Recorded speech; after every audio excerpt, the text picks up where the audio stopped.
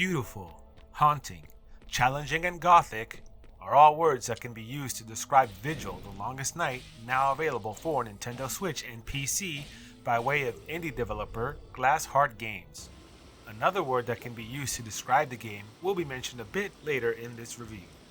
Released October 14th, 2020, Vigil: The Longest Night is a stunning Metroidvania adventure that draws deep inspiration from games like Castlevania Symphony of the Night and similar games that gamers have grown to love.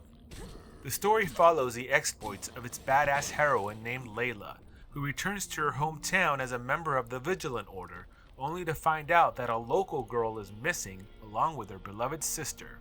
The missing women kick off the adventure into the beautiful landscape that Vigil: The Longest Night is set in. Right off the bat, you will notice the beautiful graphics this game possesses. The game is mostly a 2D adventure, but does mix in some 3D elements, parallax scrolling, and other graphical enhancements that add to the fun of the game.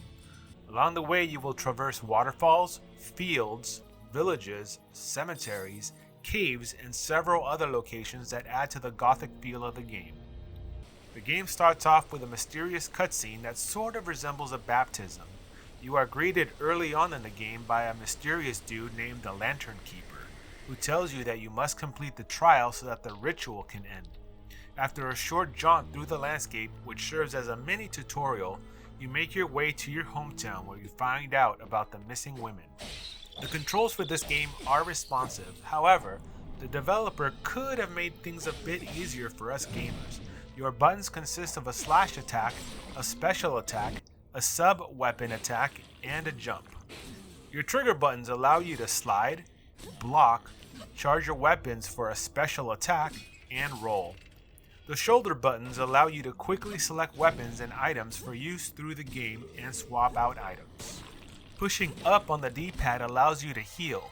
The game is fast-paced and requires some expert timing, but the way that you switch weapons out makes it difficult to get an edge in the battles. The shoulder button, for example, opens up a radial menu that you can use to swap out your sub-weapons. I would have perfectly been happy to have had this button hot swap the weapons on the fly, making it easier to switch from daggers to bombs and from bombs to Molotov cocktails on the fly. The slashing in this game feels satisfying and the RPG elements are apparent. With each slash that connects with the enemy, you will see exactly how much damage your weapon is doing. As you upgrade, you will see those numbers climb higher and higher. Let's talk about the weapons. You can attack the enemies with swords, knives, polearms, and bows and arrows. Each of the weapons can be upgraded by visiting the smithy in town and finding the appropriate upgrade material. The weapons also have skill trees that you can upgrade to make them stronger and unlock special attacks. There is also a skill tree that allows you to upgrade your health and stamina, and believe me, you are going to want to upgrade these fairly quickly as your stamina tends to drain fairly quickly during the first half of the game. You can also find a bevy of armor and rings to assist you that grant a variety of protection. There are also arcane items that grant you magical attacks that you will need to beat some of the bosses. The game save system in Vigil is a bit unique. Owl statues are sprinkled throughout the land and allow you to save your game, load a game, and teleport you to the different owl statues that you have found. I found this useful as there is significant backtracking that you must do. The enemies in this game are impressive and can easily kill you. You will be dying in this game, a lot, as the game's challenge is high up there. You can crank down the difficulty of the game in the options menu to easy. You can also crank it up to the hard level if you're a masochist. The game has several bosses that add to both the challenge and the fun of the game. Beating a boss usually unlocks magical items, a special move, or a weapon that you need to further progress in the game. Some of the boss battles require you to have certain items, use a special move, or just learn the pattern of the boss. With each boss battle, you are going to want to have a bevy of potions on hand to assist you. As you follow the main story and talk to different NPCs, you are granted several side quests that you can do or ignore, but I highly recommend that you do these because they lead to different items that are useful in the playthrough. The sounds and music of the game are phenomenal, and you can tell the developers put a lot of care into them as they add to the aura and the gothic feel of Vigil. Have a listen.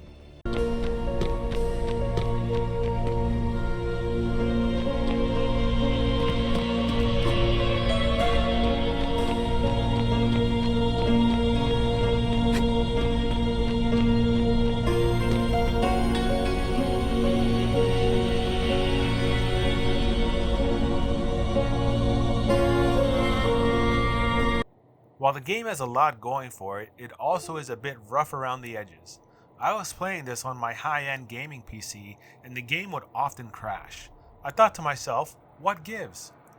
I know this game has just been released and that patches and updates can only serve to improve an indie game like this, but this is something that was rather annoying. Given the price tag of this game at $22, players deserve a more polished product. If you enjoyed this review, please consider subscribing to the channel, dropping a comment, and liking the video. Until the next one, I will see you on the Big Retro Show.